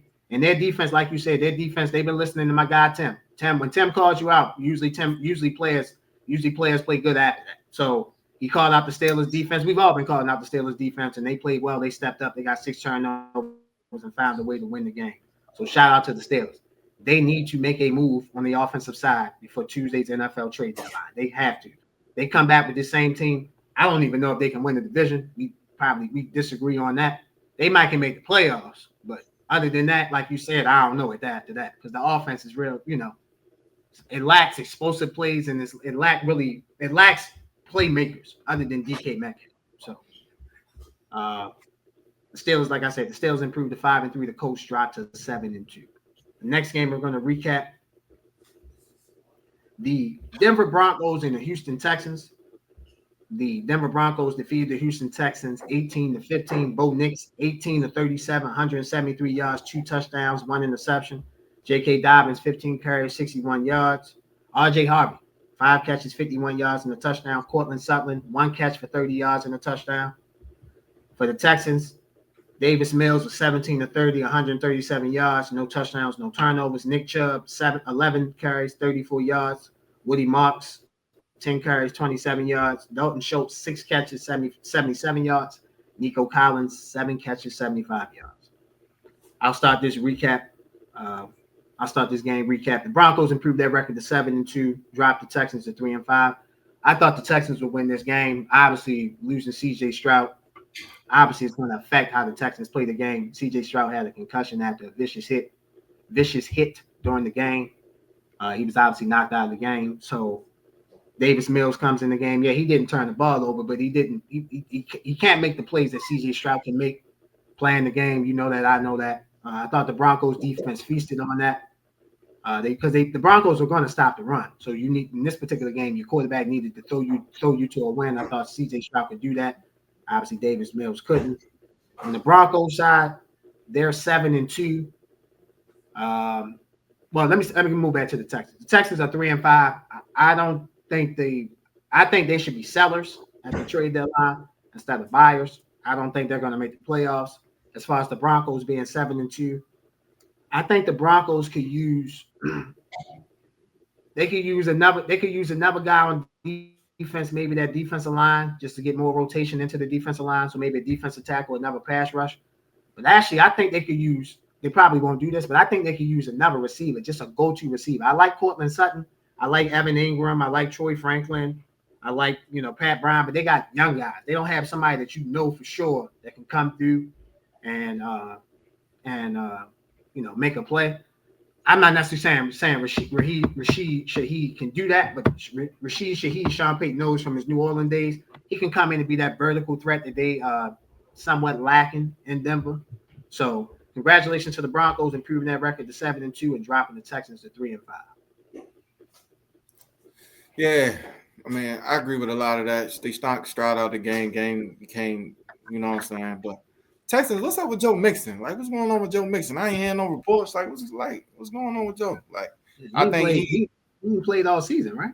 All season. What's going on with Joe? You know what I'm saying? I know he was suspended for the first 4, but after that, what's going on? Because that's to me, that's what they missing. They missing somebody, a change of pace. Chubb ain't the same after that injury. But they need him. They missing him. That was the key to their offense to me last year. So, shout out to the Broncos. I'm still skeptical on the Broncos. Like you said, offensively, they don't really. They cool. I just don't think they got enough. Like you said, I don't think they got enough to really put fear into we gotta stop somebody. You know what I'm saying? They cool all across the board. You know what I'm saying? But they got another one. I think that's 6 in a row for them, if I'm not mistaken. So yeah. they on a crazy win streak right now. So shout out to Broncos. Yeah, definitely 6-game winning streak. Number one in a highly contested AFC West with Denver number 1, San Diego. The LA Chargers number 2 and the Kansas City Chiefs number 3. Congratulations to the Broncos on getting a big road win. Speaking of the aforementioned Kansas City Chiefs, the Kansas City Chiefs and the Buffalo Bills in their annual Josh Allen versus Patrick Mahomes matchup. Buffalo Bills defeated the Kansas City Chiefs 28-21. Patrick Mahomes was 15 to 34, 250 yards, 0 touchdowns, 1 interception. Kareem Hunt, 11 carries, 49 yards, 1 touchdown. Rashee Rice, 4 catches, 80 yards. Josh Allen, 23 of 26, 273 yards, 1 touchdown, 0 interceptions. James Cook, 27 carries, 114 yards. Josh Allen had 19 yards on the ground, 2 touchdowns. And the Bills' leading receiver was Dalton Kincaid, 6 catches, 101 yards, 1 touchdown. Your thoughts on the Buffalo Bills improving to 6-2 and dropping the Kansas City Chiefs to 5-4, currently outside of the AFC playoff picture. This is the latest I've seen in the Patrick Mahomes era that the Chiefs are outside of the AFC playoff picture. Your thoughts on the Buffalo Bills? So when I told y'all they wasn't gonna make the playoffs early in the season, everybody looked at me like I had 3 horns on my head, right? But if you watch the games, man, they not the same. Patrick Mahomes to me not the same. He struggled again last night versus the Bills. He had a pretty terrible game, if you ask me. Josh Allen was clearly the better quarterback on the field. He only missed 3 passes. He was on the heater last night. I just think they time, you know what I'm saying, until they get some more pieces. I think offensively it's just limited to me over there. But the Bills, man, I told you they was going to start separating themselves in the AFC. I think like they going week by week. They going to show y'all who the best team in the AFC is. And shout out to Sean McDermott and the Bills, man. Just keep piling wins at this point. So I'll start with the Chiefs. I still think they'll make the playoffs. So I guess I'm one of the people that looked at you with 3 horns on your head. But I still think they'll make the playoffs. I think they'll find a way to get into the playoffs. I think this will be the first. Well, the year that they beat Buffalo in Buffalo, then they beat Baltimore in the AFC Championship game. They went to the Super Bowl. But I think this year they're probably going to have to take, if they make the playoffs. Well, I think they will make the playoffs. So when they make the playoffs, they're going to have to take the whole show. Going to have to be on the road, wild card on the road, divisional, and as far as they advance, everything will have to be on the road. I still think this team is quality enough and good enough to make the playoffs. Do I think the Chiefs should be in the market for some players? Yes, I think they should be in the market for some offensive players, maybe a running back, maybe another wide receiver, just something that can give a little dynamic to the offense, make the offense dynamic. As far as Buffalo, I said this last week, I'll say it again. Do not let beating the Chiefs prohibit you from making a trade. I think the Buffalo Bills should still try to improve that defensive line. The Chiefs don't run the ball, so if the Chiefs really run a good test for them to see if Buffalo can stop the run. I think in order for Buffalo to get to the Super Bowl, they will have to stop the run at some point. And I think they should go out and trade for a defensive tackle or defensive lineman, could be an edge rusher, defensive tackle, to improve their run defense. As far as the game, you are right. Josh Allen was the better quarterback. Like you said, he had 3 incompletions. Patrick Mahomes struggled with his first game ever under 50% completion percentage in a game. So I think this Bills defense rattled Kansas City, and Buffalo defeated Kansas City. They were really up 2 scores. I know they lost by 7, but it really was to me it was a 2-score type of game. Buffalo had a chance to kick a field goal at the end. They missed it. Kansas City had a chance for 2 Hail Marys at the end and almost had a touchdown catch at the end. They obviously didn't connect. So congratulations to the Bills improving their record to 6-2 and dropping the Chiefs to 5-4. My last statement on this game will be this. The Bills can beat them in the regular season, but you all know what it's going to come down to. Can they beat them in the playoffs? And if they match up with this Kansas City team, I will give you this. This is the best chance for Buffalo to beat Kansas City because we know one thing. It's going to be in Buffalo. So Buffalo should have the home field advantage, should have the advantage of knowing that they beat them already. So let's see if they match up in the playoffs, see if they can do it again. Tim, it's that time. Ladies and gentlemen, it's that time for the best segment of sports. As always, during the NFL season, our Let's Talk About it will be our takeaways and observations. As always, the best calls in the game. You start us off, Tim. Yeah, man, I ain't really been talking about this certain team for a minute. I ain't really been speaking on certain things, but all them other GMs be talking, you know what I'm saying? We gonna do this, we gonna do that. It's one GM that I know that he just about that action. He gonna make whatever roster hole we need done. Howie Roseman gonna figure out. He gonna figure out how to get them players on that team. We done signed. I know the Ravens when they signed them, it was they was going to the Super Bowl when they signed them. Now it's a bad signing for us, but I understand. I get it. That's how the world works. You know what I'm saying? He ain't play well with y'all. He was healthy scratches. So I understand, but if you seen Alcorn to play, anything was an upgrade on that other side of Guantanamo Bay. So we signed Jair Alexander. That was a good signing. Then we signed They signed Michael Carter, another corner, slot corner, could do both. And then the big signing, Jalen Phillips. Pass rush wasn't the same as it was. You had another guy that could pass rush the ball. That's how you GM. You see what holes you have. You put people in them holes. Like, you know what I'm saying? That's why we got the best GM in the league to me. He fills them holes quickly. Like, it ain't no Miami, sorry. What we got to do to make this happen? Oh, y'all don't like Jair? Okay, yeah. And then I guarantee you he's going to play next this week coming versus Green Bay. I guarantee you he's going to be on the field for us for Green Bay. So, you know what I'm saying? That's my first one. I got a shout out, man. Cam Little with a 68-yard field goal. I thought I saw that wrong twice. Like, I had to make sure, you know what I'm saying? I saw that right. So I called somebody and made sure that it was 68, not 58. You know what I'm saying? So, hey, man, shout You know what I'm saying? 68-yard field goal, man. That's NFL record. So guys, shout that out. Congratulations, Cam Little on the 68-yard field goal, NFL record. Congratulations. Congratulations. You the record book, boy. Yeah, they're gonna talk about you for the rest of your life. So you know what I'm saying? Well, until somebody kick a 70-yard field goal. Yeah. We get 70. Yeah. But you still, you know what I'm saying? You the first for a minute. I think we ain't gonna see for a little while. I don't think. My last one, man. Yo, I swear I know something about football. Like I know something. Y'all believe me about Seattle yet? Like y'all believe Seattle yet? Like I get it. Washington ain't the best this year. I understand, but like time out. Now you know I can't let you slide with that. I took grief, bro. I'm gonna give you credit. I'm not gonna take nothing away from your Seattle pick. You got that. You made great. You was on that from the jump. I get Washington was hurt throughout the season. I get that. But the reason why I thought they would struggle going into the season, they had contract problems with Terry McLaurin. He ain't been there all season, been in and out the lineup. You feel me? They traded for Debo. They never had a chance to really get that offense together. You should get all love for Sam Darnold.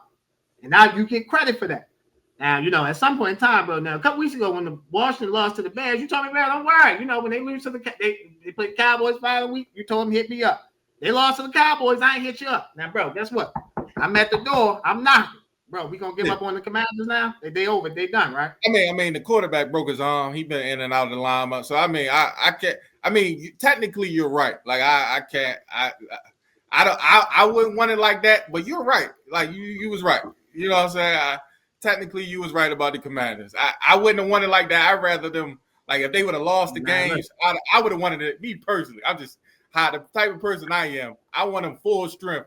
Like so like because. That's what the Commanders fans going to tell you. So, you know what I'm saying? It ain't like they're going to be like, oh, yeah, you was right.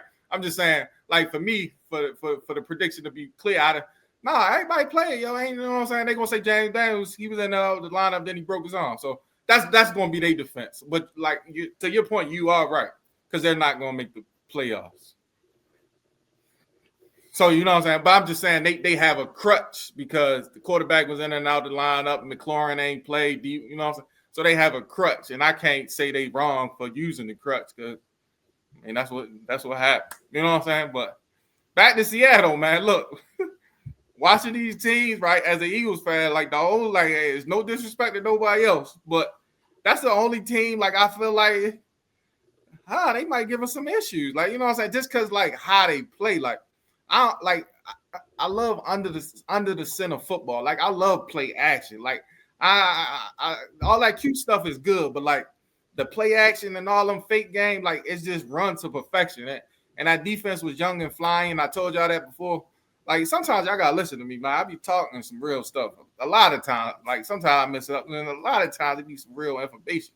You know what I'm saying? So, man, shout out Seattle, man. I like what they going on. Hopefully, after I say this, they don't go on a 5-game losing streak, so y'all look at me like I was tripping.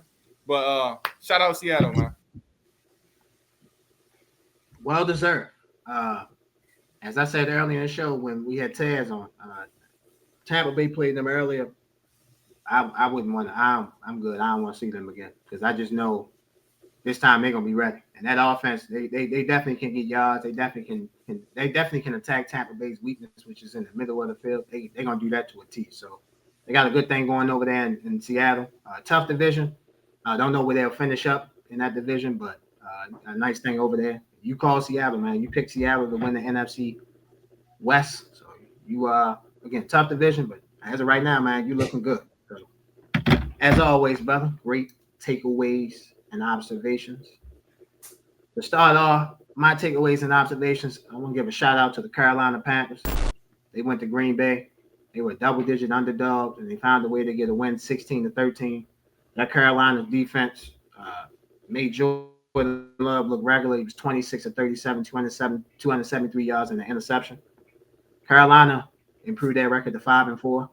I don't think Carolina's going to make the playoffs, but I think Carolina will be a frisky team as they were last year. To end the season, I think they'll be that this year.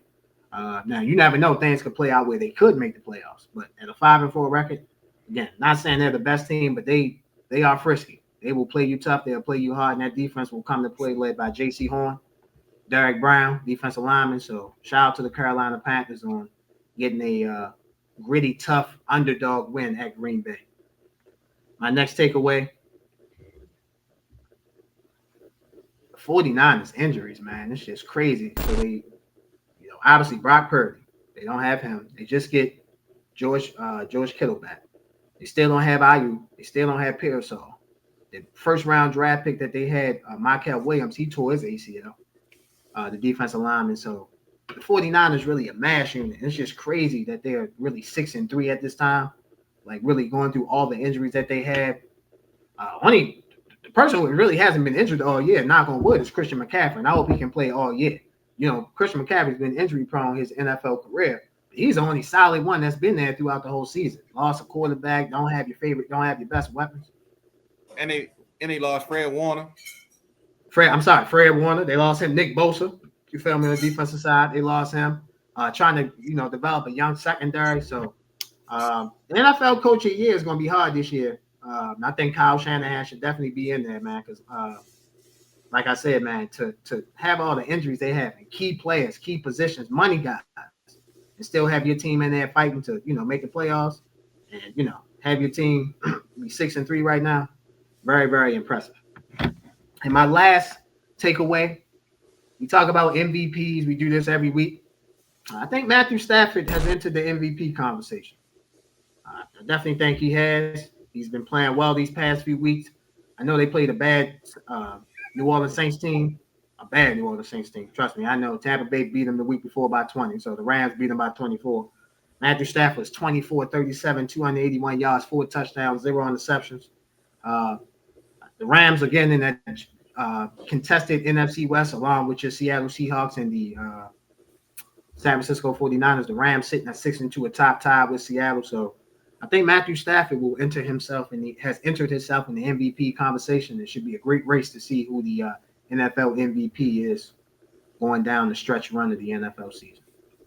Ladies and gentlemen, you're watching Highly Opinionated. We'll take a quick break. We'll be right back. Ladies and gentlemen, this episode of Highly Opinionated is brought to you by Edibly Airy. Enjoy the heightened experience of THC edibles in a whole new way. At Edibly Airy, our freeze-dry edibles available in 100 milligram, 200 milligram, 300 milligram, 400 milligram will give you the buzz you crave with a flavor you won't forget. Available in 3 different flavors: watermelon sunset, tropical fruit, and very berry.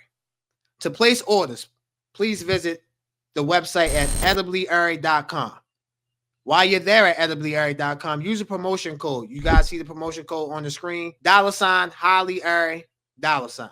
Again, $ Highly Airy, $ for 20% off your first purchase.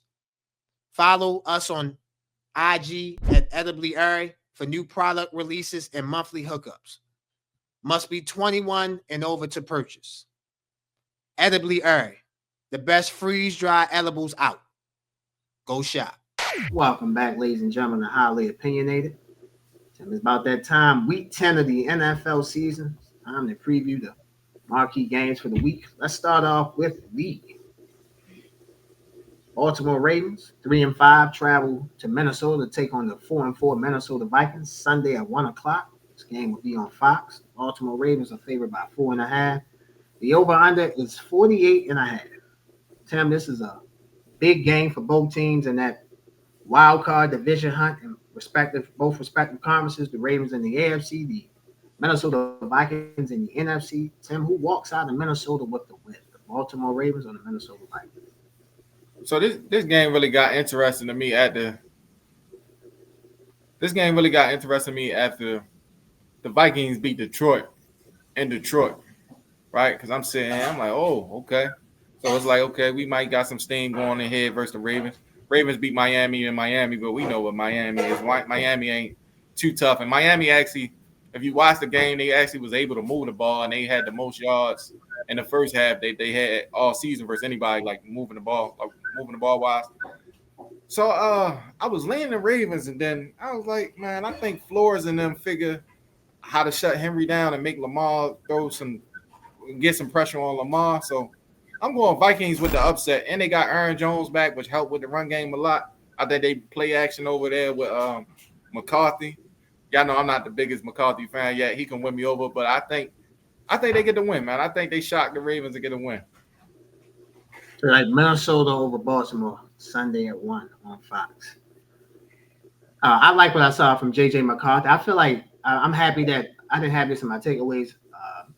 If I had a fourth takeaway, it would be J.J. McCarthy. I'm happy that he got that win on the road at Detroit, silence some of the criticism that he got. He's never going to come in and be the best guy numbers-wise, but he knows how to win. He knows how to make quality plays he needs to make as a quarterback, so I'm happy for him. Hopefully he can progress that throughout the rest of the hopefully he can progress that through the rest of the season. However, I think this is wrong spot, wrong time for Minnesota. I am taking the Ravens. I think the Ravens will improve that record to 4-5. The one thing Minnesota struggles against is stopping the run. So I expect Derrick Henry to have another close to 100 yards, if not over 100 yards rushing. I think Lamar Jackson will give you some yards on the ground. So I'm taking the Ravens to go to Minnesota and get I wouldn't say a big win, but get a big road win and improve their record to 4-5 and drop Minnesota to 4-5. Give me the Ravens over the Vikings. Next game we're going to preview Sunday at 4:25. NFC West showdown. 5-2 Los Angeles Rams travel to the 6-3 San Francisco 49ers. This game is again 4:25 on Fox. I will start us off. The Rams are favored by 3.5. The over-under is 49.5. The first meeting was on Thursday night, early in the season. The 49ers defeated the Rams. They went to their place, defeated them. I think the Rams return the favor to San Francisco and defeat the San Francisco 49ers. I just think the 49ers, like I said, my takeaways, they just got too many injuries. I think the Rams are playing well. They had to return to Puka Nacua, Kyron Williams. They're actually using Blake Corum now, the second-string running back, more than what they were before. So, and I think the Rams are the more healthier unit. I think the Rams have a better defense because of the guys that they have on the field. So give me the Rams to go to San Francisco and beat the 49ers. Yeah, big divisional game. I forgot that the Rams beat them. 49ers beat them in LA. So, But I think 49ers get the sweep, man. I just think something about the Rams more talented, but I just think it's something about the 49ers camaraderie, like how they rally around each other. Like it felt like they believe that they supposed to win these games. Like, and I don't think that changed. I think the Rams secondary is still a big issue for me. They real iffy. And I just think the way they use CMC, man, he get the ball, he get 8 catches, he get rushes. I feel like once Kittle got back, the run game got better as well. I've been noticing that. So I like the 49ers to get the season sweep, man. Give me the 49ers. Tim likes the 49ers. I like the Rams. Should be a great NFC West battle Sunday, 4:25 Eastern on Fox. Last game we're going to preview. Big game in the NFC. Battle for the NFC number 1 seed. The Philadelphia Eagles travel to Green Bay to take on the Green Bay Packers. Monday, 8:15. This game will be on ESPN and ABC. Joe Buck, Troy Aikman, Lisa Salters, Laura Rutledge on the call. I'll start us off with this one.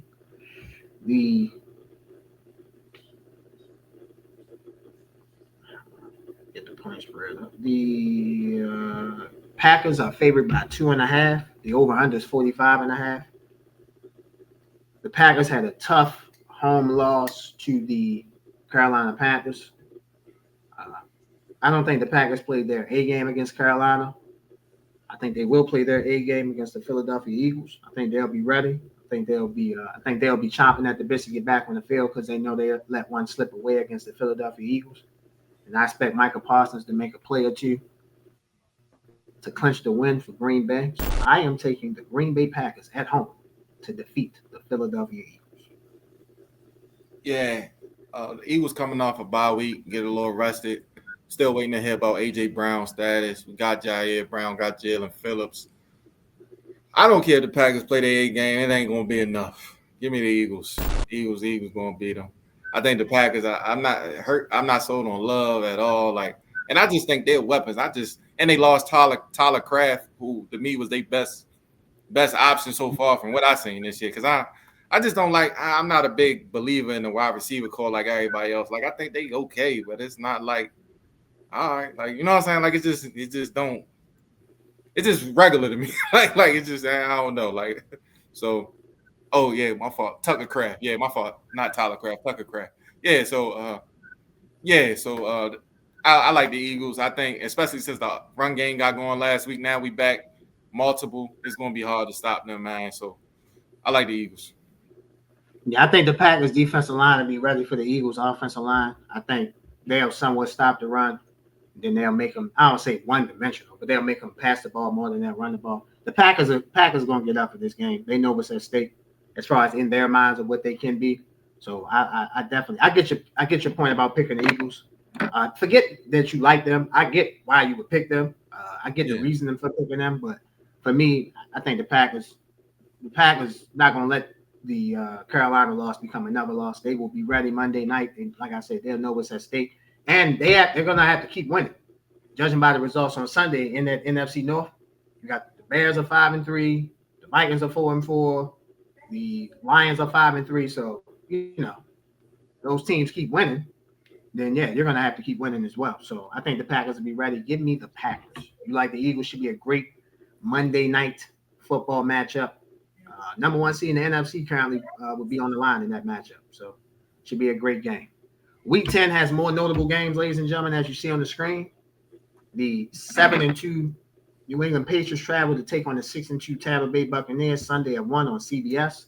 The Detroit Lions try to get back on track. They travel to Washington to take on the Jaden Daniels-led Washington Commanders Sunday at 4:25. And the Pittsburgh Steelers, 5-3, travel to take on the 6-3 LA Chargers Sunday night on NBC. Tim, out of those three games, which game catches your attention? I'm gonna go Pats Bucks because watching the Patriots yesterday, I ain't really like they look okay. Like I mean, of course, Atlanta extra point, missed the extra point. So you know what I'm saying? But like I don't know, Drake May looked a little regular. Like, I still like him, but I just want to see this game. Like it's a big game on the road. They on the road, right? Yes. Yeah. Big game on the road. So I want to see them in this environment. So it'll be Patriots, Buccaneers for me. I'll touch a little bit on that, then I'll pick another game. Looking to see if Tampa Bay, two things. Their injury front, see who's coming back. Is it Chris Godwin? Is he coming back? Bucky Irvin, is he coming back? A couple of defensive players, see if they coming back. Hassan Reddick. And also, I think Tampa Bay should make a move. They don't have to go out and get a big name like a Jalen Phillips. I think they should be in the market for a tight end and a linebacker to help the middle with that defense. So I'll be definitely interested to see if Tampa Bay can make a move before Tuesday's trade deadline. Should be a good game with the Patriots, Tampa Bay, like your Philadelphia Eagles coming off a bye, so that should be a good game. That game has CBS number one team, Nance, Romo, and Wilson to be there, so that should be a good one. I'm looking at the Steelers and the Chargers just to look to see if that Steelers defense, if they'll come to play against the Chargers. We know what type of quarterback Justin Herbert is. We know what he represents. We know what he brings to the table. So the Steelers defense going to definitely have to come to play. They want to beat the Chargers Sunday night on NBC. Should be a great Week 10, ladies and gentlemen. Ladies and gentlemen, we want to thank you guys for watching episode 57. Best Sports Show, Highly Opinionated. For the best producer, the best editor, the best guy here on Highly Opinionated, Ross. Randallstown Rec Legend himself. My guy, Tim. You feel me? I am merely Josh. See you guys next week for episode 58. We out. Appreciate y'all.